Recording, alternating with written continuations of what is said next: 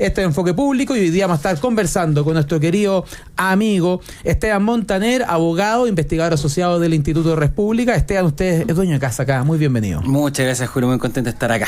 Y un hombre habitual en los estudios de la radio agricultura, escritor y analista político. Su último libro se llama En Busca de Tierra Firme, edición del Mercurio, una entrevista larga, profunda, hecha por la periodista Paula Godú. Me refiero a nuestro querido amigo don Sergio Muñoz Rivero. Sergio, muy bienvenido. Muchas gracias por la invitación, Julio. Oye, están pasando cosas, don Sergio, no es casualidad que lo hayamos querido invitar hoy día, jueves 13 de noviembre, último día de campaña, a puertas de una elección presidencial que se está viendo más competitiva de lo que se creía hace un tiempo atrás. Y quiero partir preguntando su mirada a propósito de cómo está viendo a la izquierda previa a la elección y cómo se imagina que será la izquierda post-elección, dada la contundencia que podría tenerse el resultado parlamentario o la contundencia incluso de un resultado en primera vuelta. Lo digo, querido Sergio, porque en la primaria la socialdemocracia quedó tan disminuida y por otra parte el Partido Comunista tan fortalecido. ¿Representa eso sinceramente a la izquierda chilena? ¿Cómo lo ve usted, don Sergio Muñoz Rivero?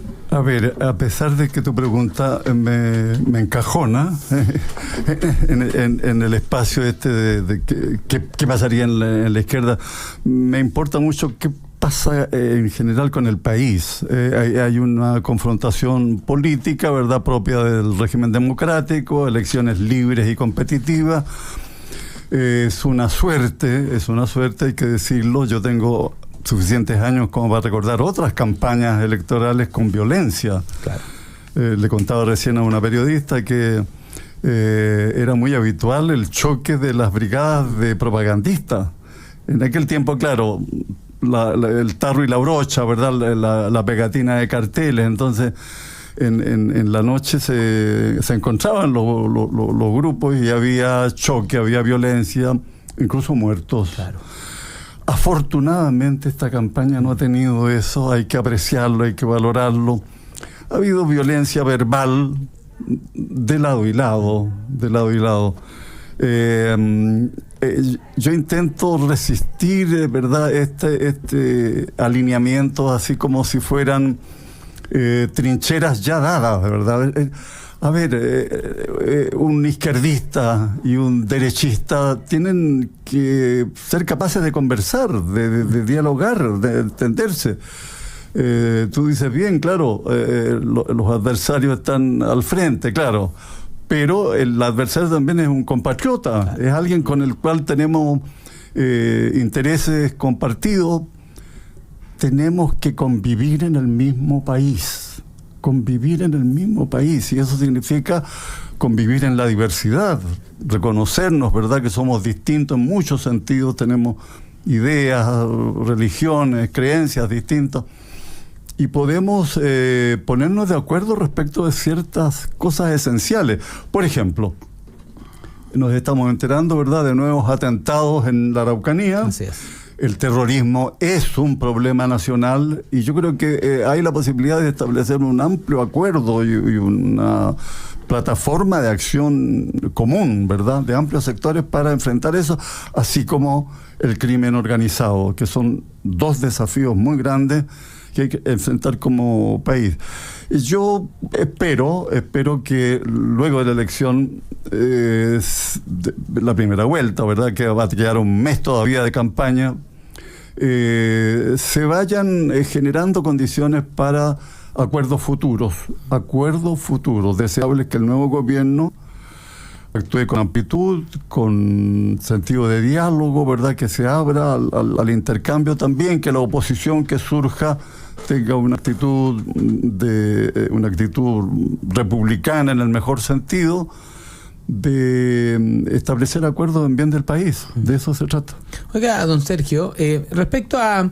Yo estoy de acuerdo que al final tú tienes que llegar a un acuerdo, por eso me gusta mucho usar la palabra entender que al frente hay adversarios, pero nunca enemigos, ¿cierto? Esa es una amistad cívica republicana. Usted lo dijo, somos todos chilenos, todos vivimos en el mismo país y tenemos un lujo de vivir en un país en que hay democracia, en que los presidentes de la República se entregan la banda presencialmente. Exacto. Recuerda usted que en Argentina ya llevan 2 o 3 cambios de presidencial en que no han ido los presidentes físicamente a entregar el poder formalmente, lo hacen a través del Senado. En cambio en Chile tenemos un lujo en que sea quien sea, tienen reuniones de trabajo, yo me acuerdo perfecto cuando estábamos nosotros en el gobierno y el presidente electo Gabriel Boric llegó con 2 o 3 de sus ministros nominados a reunirse con el presidente Piñera, una especie de conversación de los temas prioritarios.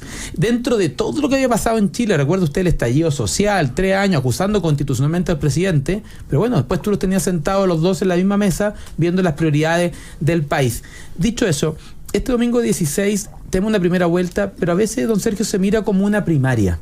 Lo comento porque al final la mayor tensión no está quién pasa por la izquierda, que es evidente que va a ganar Yanel Jara a candidatos como Meo o Eduardo Artés, pero en el caso de la derecha no es tan evidente quién pasa segunda vuelta, hay encuestas que circulan que lo muestran todo mucho más apretado. ¿Cómo ve usted esos primeros días? ¿Va a haber una mayor negociación, presumo, al interior de las derechas que querer abrir el espectro hacia la izquierda? ¿Va a haber una negociación un poco más interna? Bueno, va a quedar un mes de campaña. Yo creo que las derechas van a estar obligadas a entenderse, incluso más adelante obligadas a gobernar en acuerdo, ¿verdad? Gobernar es difícil, es complejo. Tenemos un país con muchos problemas que hay que enfrentar con inteligencia, con energía, por supuesto, pero con templanza también, ¿no? A veces uno escucha a ciertos candidatos y que dan a entender como que la voluntad casi lo es todo, ¿ya? Haré esto otro, qué sé yo, y como que el asunto no es tan sencillo, no es tan sencillo. Ahora, es cierto, las derechas crecieron en nuestro país. Imaginar que en una primera vuelta iba a haber 3 candidatos de las derechas, ¿verdad? Y todos competitivos. Imaginarlo hace 10 años o 15 años, bueno, es imposible. Cambió el panorama. Creo que estamos muy condicionados por todo lo que pasó a partir del 2019, el estallido antisocial. ¿Quién le habrá puesto el apellidito de social, verdad? Alguien de izquierda. Algún periodista. Un gran publicista. Algún periodista, claro. Bueno, porque lo que vino después, bueno, es mucha consecuencia de aquello, ¿verdad? De la ofensiva de violencia, destrucción, pillaje, todo lo que sabemos. Entonces, eso condicionó mucho. El país estuvo 2 años concentrado en el asunto constitucional, buscando un remedio para una enfermedad que no existía. No existía.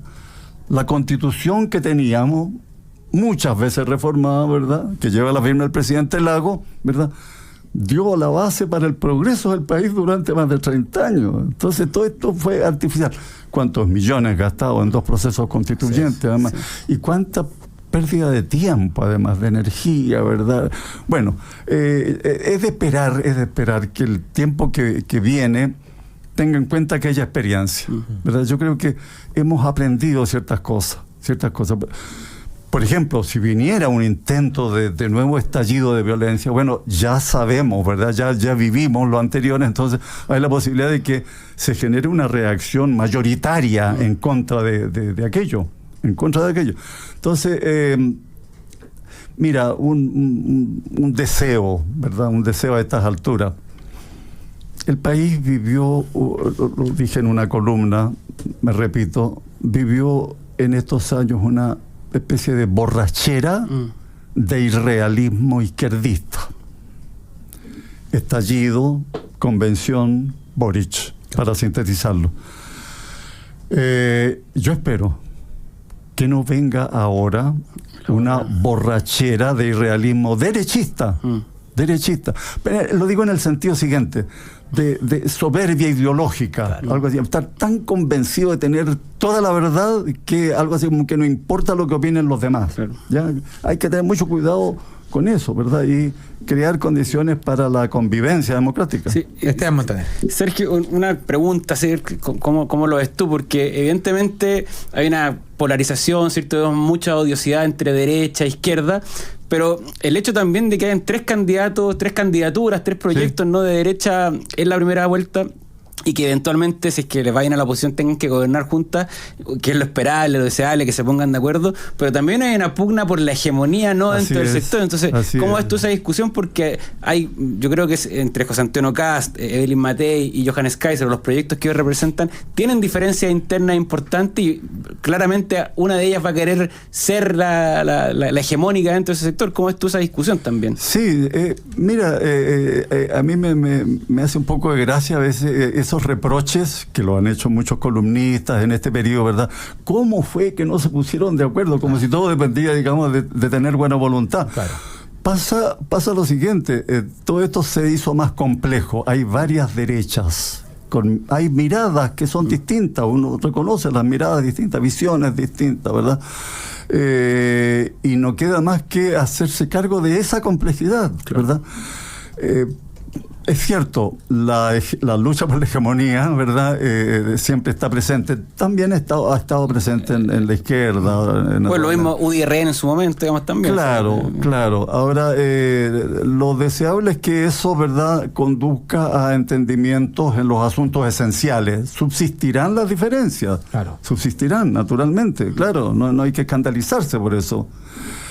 Pero cómo ponerse de acuerdo respecto de cómo hacer un gobierno eficiente, ¿verdad?, con los pies muy firmes en la tierra.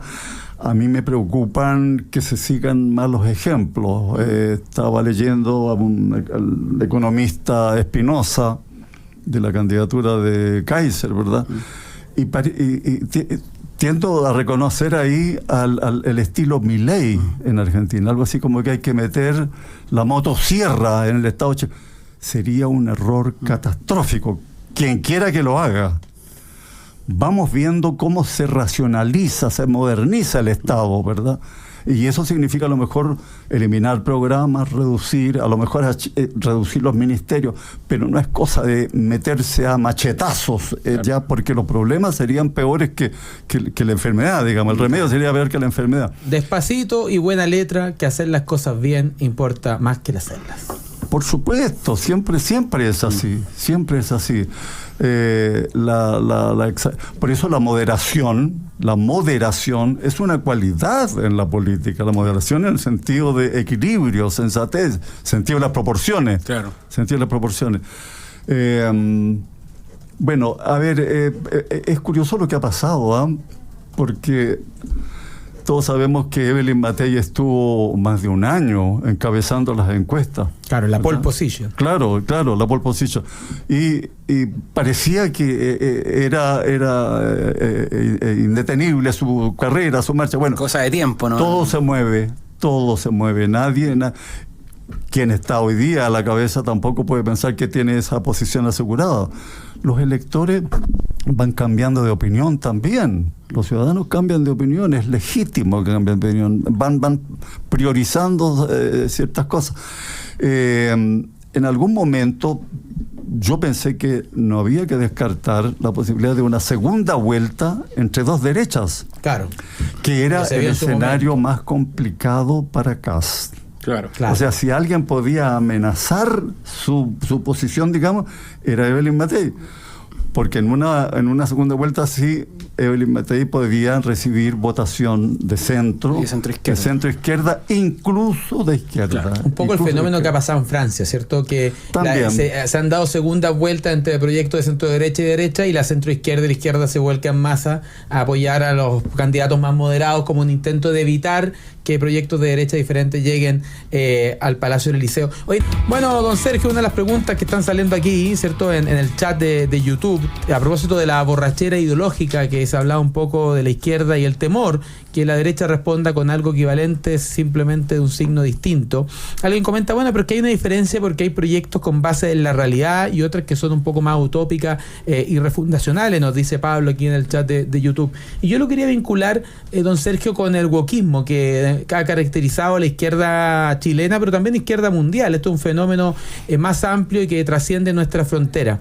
Se lo comento porque la izquierda hacía gárgara de usar la polera al el perro matapacos, y después resulta que el presidente Boric decía el perro aquel, no se atreve ni siquiera a nombrarlo. El uso corbata, o sea, Gonzalo Vinter terminó usando corbata como precandidato presidencial, el lenguaje exclusivo, teníamos subsecretario hablando de las y los medicamentos. Yo sé que son cosas de cáscara, ¿cierto? De forma, pero qué poco les duró. O sea, vieron que ya no les convenía electoralmente y lo abandonaron. O sea, si tú de verdad crees que el lenguaje inclusivo puede significar algo más que un artículo más o un artículo menos, bueno, entonces estás dispuesto a usarlo aun cuando es impopular. Pero la izquierda apenas fue impopular, lo abandonaron. Hoy día todo el mundo ahora se viste con corbata, todo el mundo habla en el español más clásico, castellano, propio de la Real Academia de la Lengua Española, y dejaron todas estas cosas más wokistas afuera. Y quizás tiene mucho que ver con la derrota del borrador constitucional ese 4 de septiembre del 2022. Don Sergio Muñoz Rivas. Sí, interesante tu pregunta, porque tiene que ver con cómo hemos vivido en una atmósfera, ¿verdad?, en donde han estado influyendo más de la cuenta ciertas modas intelectuales, culturales, la perspectiva de género, por ejemplo, un asunto que, a ver, pudiendo ser un asunto serio, ¿verdad? Vale decir, cómo ponemos freno a las formas de discriminación de la mujer que subsisten, ¿verdad? Se vulgariza, se banaliza con un tipo de expresión banal respecto de poner perspectiva de género en todas las cosas. Como en las caletas, por ejemplo. Por ejemplo. Entonces, digamos que todo esto ha chocado también con el sentido común, con la experiencia, con la tradición. En el caso del lenguaje, y a mí me ha violentado particularmente porque es mi especialidad. Yo soy profesor de castellano, de literatura. Todo esto chocaba con la tradición de la lengua, ¿verdad? Incluso con el sentido de la economía del lenguaje. A ver, que le hayan puesto Cámara de Diputados y Diputadas, ¿verdad? Me parece ridículo. Ridículo que se llame así. Van a quedar rápidamente en el pasado estas cosas. Lo más grave de lo que tú llamas el wokismo, que es la expresión más usada, ¿verdad?, fue todo aquello que vimos en la convención, ¿verdad? Las identidades estas agresivas que intentaban cuestionar el principio de ciudadanía. Hay una cosa que hay que tener presente. La experiencia vivida, yo creo que nos enseñó mucho, todo lo que nos pasó en los últimos 6 años. Claro.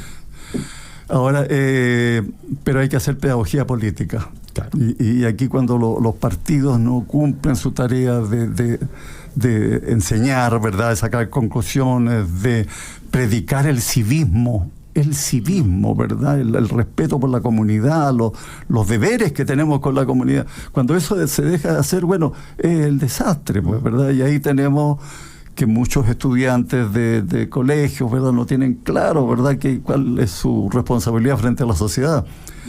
Que decir, los overoles blancos y toda aquella experiencia tremenda, ¿verdad?, que todavía nos preocupa. Sí. Don Sergio, y en esa línea también un poco hablando de la izquierda, ¿no?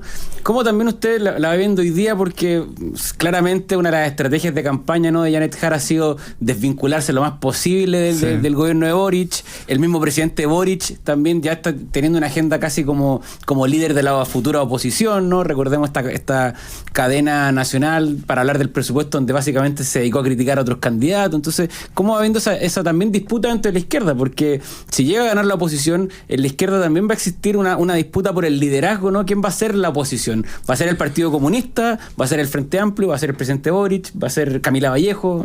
Claro. Bueno, termina mal este gobierno. Sí, eso es lo primero, termina bastante mal. Recordemos las ínfulas con que llegaron a la moneda, ¿verdad? Venían a transformar, traían la luz, la verdad, ¿verdad? Mayo del 68, digamos. La superioridad moral, ¿verdad? Todo aquello. Y los hemos visto actuar y la gente ha ido sacando conclusiones, ¿verdad? Este ha sido una especie de gobierno experimental, como estudiantes en práctica, una cosa que se ha perdido respetabilidad de la institución presidencial. Claro. Eso hay que decirlo así, tal cual. Y ocurre que en nuestro país tenemos una tradición fuerte, ¿verdad? De la figura presidencial, más allá de las diferencias políticas, qué sé yo, de las críticas que se pueden hacer a los distintos gobernantes que ha habido, el gobernante se esmeraba, se esforzaba por representar la República, ¿verdad? Y bueno, ha sido la cosa más deficitaria de parte de la actuación del presidente Boric. Bueno, salen mal. Entonces, esto de la hegemonía ¿de qué? Uno habría que decir, para conducir qué cosa. Claro, ¿qué es la izquierda hoy día en Chile? En dirección hacia dónde, ¿verdad? Mira, no hay que descartar que vengan movimientos allí de reajuste, ¿verdad? Vale la pena seguir juntos, así como han estado, ¿verdad? Porque este ha sido como un menjunje, Claro. Un menjunje, una mezcolanza, ¿verdad? El socialismo democrático, lo que queda de la antigua centroizquierda, claro, han pagado un costo muy alto, ¿verdad? De perder identidad. Yo ayer conversaba con algunos periodistas expertos. O sea, ¿qué habría pasado? Mira, a lo mejor habría sido bien distintas las cosas. ¿Qué habría pasado si, por ejemplo, los partidos que apoyaron la candidatura de Carolina Toá, ya el Partido Socialista, el PPD, los radicales, incluso la DC también, bueno, otras, hubieran apostado a competir en primera vuelta? Claro. Por ejemplo, la Democracia Cristiana, que no participó en la primaria, candidato y que hubiera habido una opción, digamos, de centro-izquierda en la campaña electoral. Creo que habría sido un cuadro distinto. Y para las derechas, una competencia más compleja. Claro, porque es cierto, la candidata Jara ha demostrado habilidades blandas, es simpática, ¿verdad? Baila bien, nadie lo discute, ¿verdad? Creo que ella es genuina en algún sentido. A ver, mira lo que voy a decir. Yo creo que ella siente que su partido provoca recelo en amplios sectores. Yo creo que ella lo siente. Y creo que tiene razón, digamos. Entonces, por lo tanto, y con buenas razones también. Claro, sí. Exactamente. Bueno, hay una historia y todo aquello, sería largo. Y por lo tanto ella se ha esforzado por disimular su militancia. No es solo que sea militante, ella es miembro del Comité Central del Partido Comunista. ¿Ya? Bueno, disimular su militancia para ser como de centro izquierda. Veremos después de la elección cuánto de verdad y cuánto de escenificación había en todo esto. ¿Ya? Porque alguna gente dice, no, si todo esto es teatro, ¿verdad? Que después de la elección salen los técnica cuchillos, electoral, digamos. Pero mira, piensa tú, Yannick Jara tiene 51 años, nació el 23 de abril del 74. Es militante del Partido Comunista desde los 14. O sea, por tanto, lleva casi más de 35 años siendo militante de un partido que uno es de los partidos más ortodoxos de la ideología comunista, marxista-leninista que existe en el planeta, que es un partido que a ella no le era desconocido, que celebraba los cumpleaños del dictador norcoreano. Le manda cartas de felicitación al dictador norcoreano. Claro. O sea, ella no puede ser tan ingenua como para decir, oye, yo soy militante del Partido Comunista, pero en verdad dentro de mi corazón he hecho reserva, objeción de conciencia frente a tantas cosas. Y por eso ahí existe una cosa que es un poco táctica, procedimental. Lo comento, don Sergio, porque usted hablaba del gobierno. Decía, la izquierda hacia dónde va a ir, el gobierno está saliendo mal evaluado, hacia dónde se va a conducir la izquierda. Pero yo veo en la extrema izquierda, y pienso en el Frente Amplio del Partido Comunista, un grupo, y lo dice gente acá en el YouTube de Enfoque Público, de personas que no han renunciado a sus objetivos, han entendido que no es el momento. Pero cuando se rechazó el borrador constitucional, donde la izquierda puso por escrito lo que querían para Chile, y se les agradece su sinceridad, el presidente de la República dijo que un gobierno no puede ir más rápido que su pueblo, como si el problema fuera de ritmo y no de objetivo. Y yo creo que la izquierda nunca ha hecho mea culpa o nunca ha rechazado las ideas que pusieron por escrito en el borrador constitucional, simplemente entendieron que no era el momento. Todo eso yo creo que está en movimiento. No hay que pensar que eso esté escrito en piedra. No, mira, lo que no sirve a veces para los análisis es pensar que la gente de derecha es de una pieza, digamos, y tienen acuerdo en todo, ¿verdad? Los derechistas son así. Y al revés, los izquierdistas son así, claro. No, mira, hay seres humanos al lado y lado, ¿verdad? Y los seres humanos tienen experiencias, vivencias distintas, inquietudes distintas. El cambio es posible. El cambio es posible. Doy fe de ello. Doy fe de ello. El cambio es posible incluso en una fuerza, ¿verdad?, de tradición autoritaria como el Partido Comunista. Alguna gente incluso se pregunta si podría venir en el PC, dado que la candidata ha hecho cosas que son inéditas respecto de otros representantes del PC en campaña, ¿verdad? No de la ortodoxia comunista más corrió clásica, el cerco, ¿no? Ella, en cuanto a diferenciarse de la directiva y todo aquello. Corrió el cerco, es verdad, es verdad. Esto era inaceptable, digamos, en la lógica partidaria. Vamos a ver qué pasa, pero pueden pasar cosas. La discusión que va a venir después de la campaña, incluso las razones de la derrota probable, ¿verdad? Claro. Todo aquello, las culpas que habrá. Puede ser interesante lo que viene. Sí, incluso se ha comentado mucho de que las generaciones más jóvenes dentro del Partido Comunista, estoy pensando en Janet Jara, en Carol Cariola y en Camila Vallejo, son de las personas que piensan que se da un cambio del Partido Comunista o quizás podría generarse una suerte de éxodo, porque ellas son políticas, conocen muy bien las limitaciones que tienen como referentes comunistas a la hora de proyectar liderazgos más amplios dentro de nuestra sociedad. Y tú comentas algo, Sergio Muñoz Rivero, a propósito de que se puede dejar de ser de izquierda o ¿cómo ha sido esa no quiero saber el proceso de conversión, sino esa relación? ¿Es posible mantener relación con personas con las que se compartía una especie de credo? Lo digo por nuestro amigo Roberto Ampuero, por Mauricio Rojas, que han sido tantas veces condenados a priori. ¿Cómo lo ves tú, Sergio Muñoz Rivero? Bueno, yo creo que hay que defender la posibilidad del diálogo de todas maneras, siempre, ¿verdad? No es fácil, porque, las generaciones anteriores, ¿verdad?, fueron participantes de un tiempo muy trágico, muy dramático en la historia de nuestro país, ¿verdad? Entonces, las ideologías, las definiciones ideológicas estaban conectadas también con la vida y la muerte, ¿verdad? Estamos hablando de todo lo que le pasó a nuestro país en los 70, ¿verdad? En los 70 y en los 80. 2 décadas duras, difíciles. Tenemos que aprender de la historia también, ¿verdad? Tiene que aprender la izquierda y tiene que aprender la derecha también. Tienen que aprender, ¿verdad?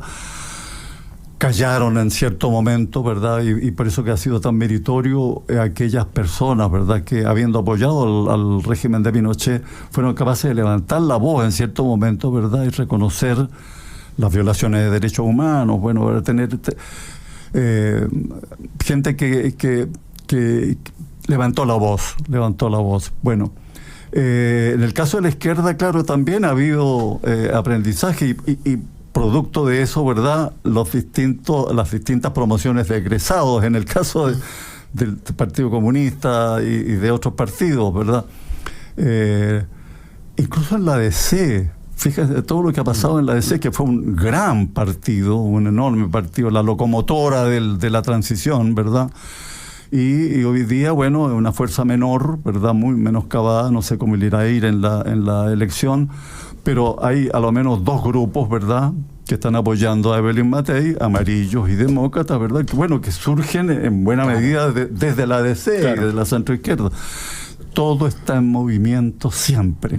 Y bueno, es decirlo, ¿verdad?, porque el domingo habrá gente que va a estar muy contenta por el triunfo y gente que va a estar muy triste por la derrota.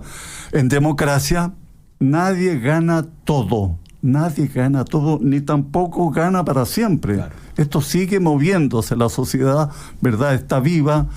Yo espero que la elección del domingo tenga una alta participación, se calcula 13 millones de personas, ¿verdad? Y que todo termine a la manera en que terminan nuestras elecciones, pues, ¿verdad? De manera irrefutable. Un ejemplo de elecciones limpias, ¿verdad? Sí, con procedimientos muy claros. Sin cuestionamientos finales. Y que además sabemos rápido. Y además, no hay que esperar 10 semanas. Sí. Estamos conversando con Sergio Muñoz Rivero, que entrevista a Dos Voces junto a Esteban Montaner. Vamos a una pequeña pausa comercial, siendo 18 para las 6 de la tarde, y ya volvemos a seguir conversando de esta entrevista más profunda aquí en Enfoque Público. No se vaya. Usted puede sumarse a la conversación en TikTok, TikTok, Instagram y Twitter, @enfoque921. Comentábamos algunos cambios que ha tenido la izquierda, ¿cierto?, en nuestro país en los últimos años, del lenguaje inclusivo, volvieron al español, del perro matapaco, ahora se habla del perro aquel, pero a veces las razones más profundas o las visiones más profundas afloran, ¿cierto? Y una de las cosas que vimos, don Sergio, en el cierre de campaña de Janet Jara, que fue tremendamente incómodo, cuando ella gritaban garabatos contra Kaiser, Casi Matei, y ella sonreía, probablemente no escuchaba, no entendía lo que estaban diciendo, o en algún momento ya cachó lo que estaban diciendo y quizás era una sonrisa incómoda por querer controlar de alguna manera eso. Pero después partió el grito: el que nos salta es Paco. La defensa de algunos asistentes ha sido: no, es que la gente no gritó el que nos salta es Paco, gritó el que nos salta es facho, lo que tampoco me parece bueno.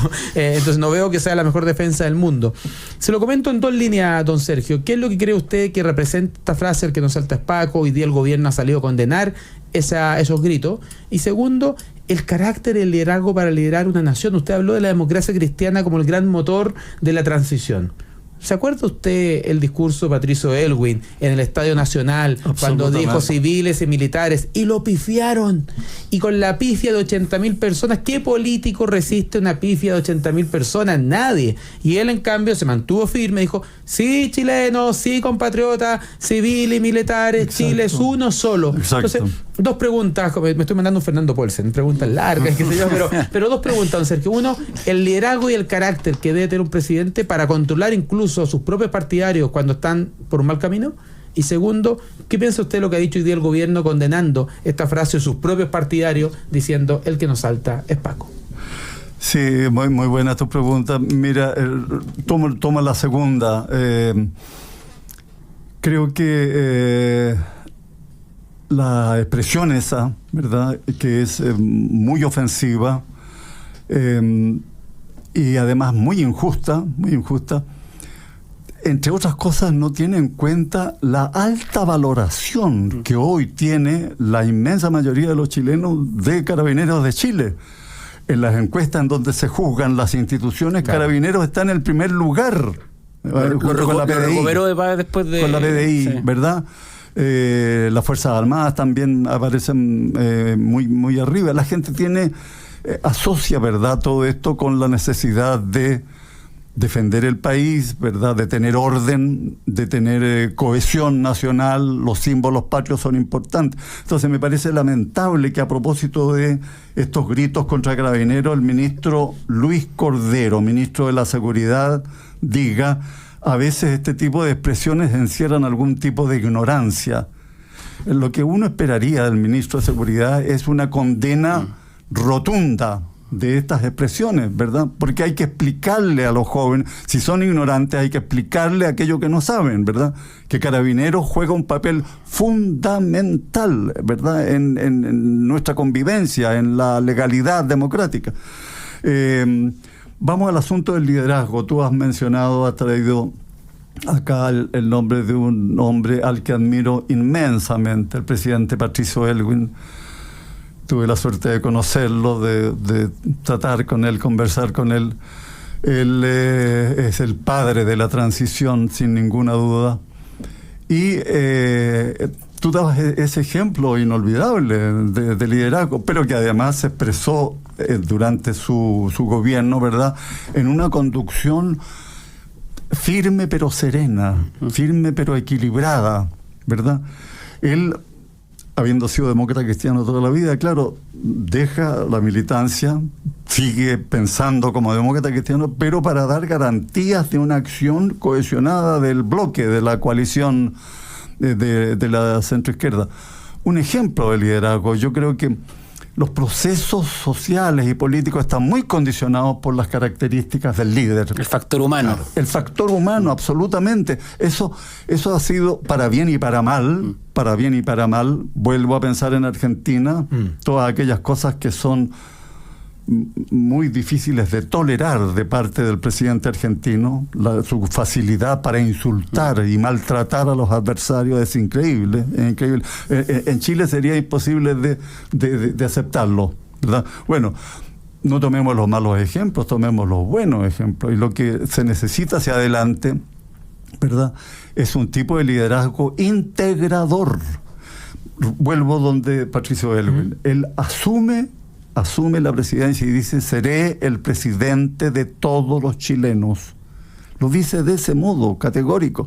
Entonces, el desafío para quien asuma en marzo, que cerquita está, ¿eh? Sí. Que cerca está. En marzo asume un nuevo presidente, un nuevo gobierno.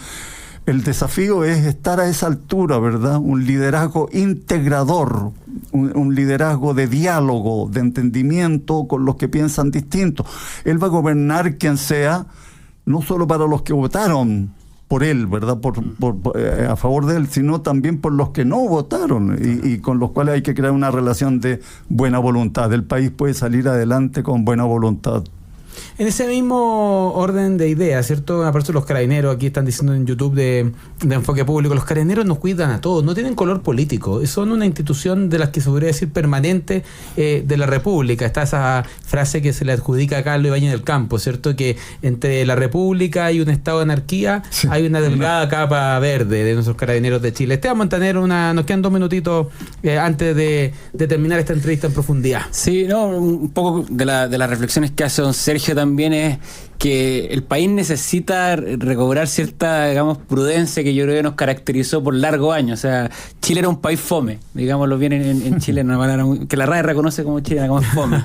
Era un país, digamos, en que había ciertos escándalos, pasaban cosas, pero básicamente no todo giraba en torno a lo que sucedía en la política. Hasta los escándalos eran fome. Hasta los escándalos eran más bien quitaditos de bulla, ¿no? Claro. En cambio, hoy día todo pareciera ser que estamos sobreintoxicados, ¿no? De polarización, de enfrentamiento, de crítica, de griterío, de falta de capacidad de conversación, en que incluso uno va a un almuerzo con amigos y, es que tú eres de este lado, tú eres del otro, y no está esa capacidad que al fin y al cabo es la, digamos, propia de la política, que es la capacidad de conversar, ¿no? Y más en una democracia que esperamos sigamos desarrollando y fortaleciendo. Entonces ahí también un poco el llamado, ¿no? que me gustaría hacer ahora al final es a recuperar esa capacidad de conversar, ¿no? De entender que pensamos distinto, que en los 90, yo no digo volver a la democracia y los acuerdos porque ese es otro Chile, pero sí la capacidad de entendernos, de conversar y de resolver las cosas pacíficamente y no con estallidos sociales o negándole todo, ¿cierto?, en el Congreso al gobierno que esté de turno, sino que conversando, intentando avanzar, porque es lo que le hace bien a todos los chilenos.